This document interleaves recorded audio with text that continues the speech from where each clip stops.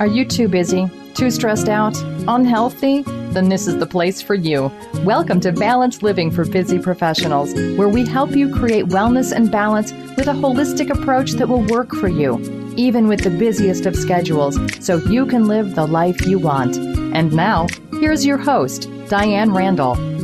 Hello and welcome. Happy New Year. I'm Diane Randall, your host, and I want to welcome you to the podcast that teaches you the best inner tools and strategies to help you create the life you want. I want to thank you for listening. And if you are new to the show, welcome, welcome. It's so exciting to have you here listening. Today is the first episode of our third season, and I'm just so happy that you're here to bring in the new year with us. Yay! Today's show is about being more loving and kind to yourself. How can you love yourself more in 2018? Practicing self-compassion. That's what I'm going to talk to you about today. So if you want to learn how to be more caring, understanding, and supportive towards yourself when you are in the midst of challenges, you fail at something, or you make mistakes, rather than being critical or judgmental. So if you want to learn how to do those things, you will want to listen until the very end, because research shows that self-compassion results in greater emotional well-being. And the research is very consistent with self-compassion being linked to less depression, anxiety, and stress. And this is what I want for you in the new year. So I want you to forget and let go of all those tired resolutions that you put on yourself time and time again, year after year. The only resolution you need is to practice more self-compassion. And this is what I want to talk to you about today, because when you are loving and kind to yourself, your thoughts, actions, and choices are aligned to treat yourself in the best way every day. I'm going to talk to you about some simple self-compassionate practices and habits that you can incorporate in your life right away. I'm also going to share 7 of my best tools and strategies for navigating through all the emotional issues and old habits and patterns that will definitely show up as you practice a way of being more loving and kind to yourself. Going through these strategies will help you get more centered and integrate the new learnings that I'm going to share with you today. So just to get a framework for the show today, I'm going to define compassion. Compassion is to understand someone else's suffering. It's feeling empathy for another by being able to put yourself in the shoes of someone else's emotional pain.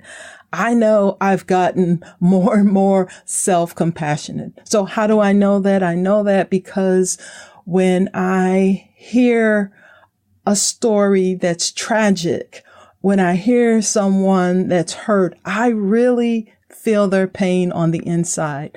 And this is spread so wide, even for living beings. It doesn't matter if it's a human being, if it's an animal.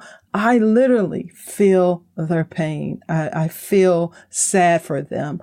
I can feel hurt for them. So what I want you to do today is take this approach toward yourself.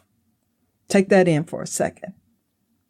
I want you to acknowledge how you feel in the moment by being open-hearted to yourself, knowing that being imperfect is being human. No such thing as perfection. I want you to strive towards being authentic with yourself. Practicing self-compassion is noticing your own suffering from your own judgments and criticisms. Where you are today is probably in a place of lacking full self-compassion. But what I'm going to talk to you about today is a step towards taking better care of you. You deserve this. You are worthy, and you are enough. I want to share 4 reasons why, for many people, they fail at self-compassion. And this could be you, this could be anyone, but these are the 4 reasons why people fail. The first one is you are afraid you will become more self-indulgent. You believe self-criticism is what keeps you in line. And our culture believes that being hard on yourself is the way to be. But I'm here to tell you that that's a lie. The third one is you were taught to be self-critical with the idea that this will motivate you. And this is another lie. Being critical is the opposite of being motivating. And the fourth thing is you were taught that to suffer is the way to be. And a lot of us got this messaging when we were children, from our culture, from our environment, from our family. We all got these messages. So today I hope to share some information that will free you up and allow you to let go of all these false notions about being self-compassionate. Remember, if you can extend compassion and kindness to others, then why is it so hard to show your self-compassion? Well, it's because you often stumble under one of those 4 reasons that I talked about, or we can also call them excuses. I want you to say goodbye to those misbeliefs because they just aren't true. And I want to move forward with love and kindness. I want you to recognize that no one is perfect. I encourage you to accept and to cherish who you are. Take a realistic picture in the mirror and make a conscious decision to accept, to be kind, and to be understanding and to be loving towards the person you see reflected back to you in the mirror. When something upsets you or a challenge faces you and you begin to backslide into the bad habits that are forgetful of being self-compassionate, I want you to rely on 7 tools and strategies to get past these issues. The first thing I want you to do is acknowledge. Acknowledge what is, including your emotional out of balance condition, any judgments and any thoughts and feelings. I want you to look at those as independent of the external factors that have occurred. And the second thing is clear, positive intention. I want you to see yourself or the challenge as an opportunity for healing. The third thing is to accept yourself. The situation and your feelings are a personalized learning opportunity for your individual growth. And this is the time to stretch and experience transformation. You are stronger than you give yourself credit. And this requires a lot of work and it's a process. And I want you to remember that even though I'm stepping through the 7 tools and strategies, it's all practice over time. Number 4, responsibility.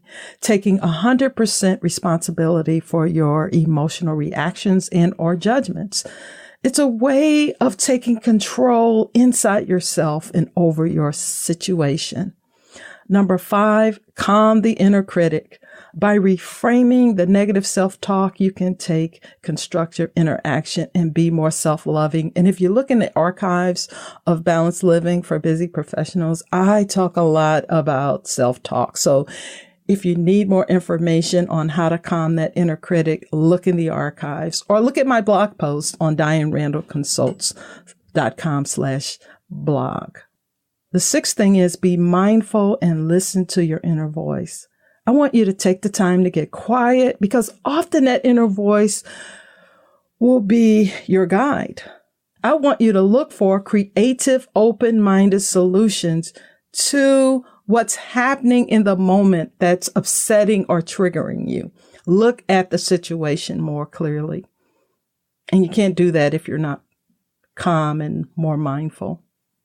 And the 7th tool and strategy is express gratitude. I know I always tell people when you're in the midst of a challenge or something that's upsetting you, go straight to gratitude. Acknowledge and appreciate yourself for your willingness to learn how to be more loving and kind as you go through these tools and strategies to get past upsets. I want you to go to gratitude and be thankful for everything you have in your life.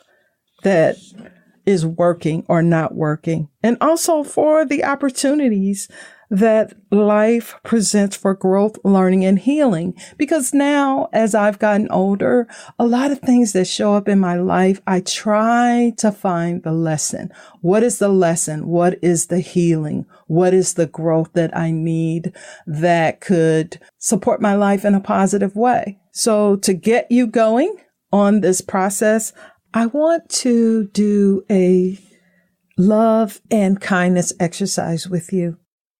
If you are driving while you're listening to this episode of Balanced Living for Busy Professionals, I'd like you to just skip this part and do it when you get home, because you need to be focused on the road. But all of the other listeners, if you could just find a quiet place, this exercise could really help to center you in the love and kindness exercise.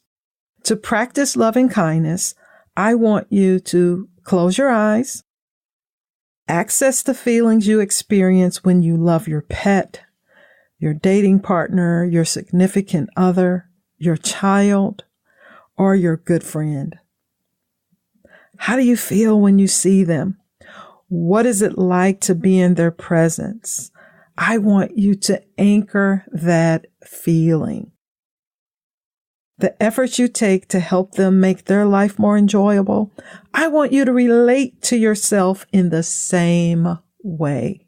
What are some of the ways you can practice love and kindness? I want you to think about that every moment and see what comes up. I also want you to write down 5 ways you can nurture your self-care.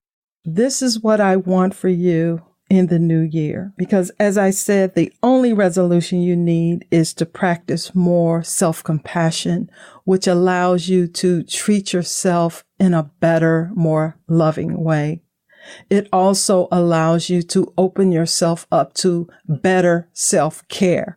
And what that leads to is allowing you to bring in all the things you want that can support you and make your life great in the best way. I want to thank you guys for listening. And if you have topics that you want to hear this year, please let us know. Send me a comment or an email right here on the Balanced Living for Busy Professionals website. I want to know what you want to hear this year. I interview the best health and wellness experts in the industry, the best transformation experts, all in service of helping you create the life you want and giving you the tools, the inner tools that can help you change your life. So let me know what you thought about the show and let us know what you want to hear in the future. I want to thank you for listening. And again, Happy New Year and welcome to the 3rd season of the Balanced Living for Busy Professionals podcast. Get my new book, Jumpstart Your Life, Find Your Motivation, and Change Your Life One Step at a Time. This book has been released on Amazon.com and other online retailers. This book was inspired by my successful and life-changing workshops that I've been leading for over 10 years.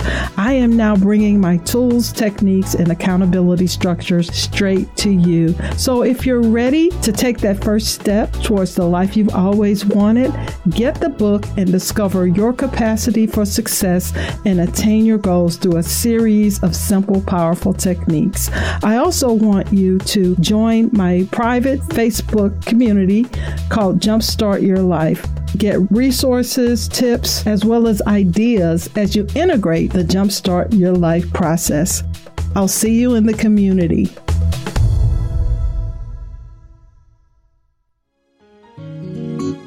Thank you for listening to Balanced Living for Busy Professionals. This podcast is sponsored by DianeRandallConsults.com. If you like this show, the best way to support it is by leaving 5-star feedback on iTunes. And please, feel free to email your questions, comments, and suggestions to feedback@DianeRandallConsults.com. Until next week, namaste.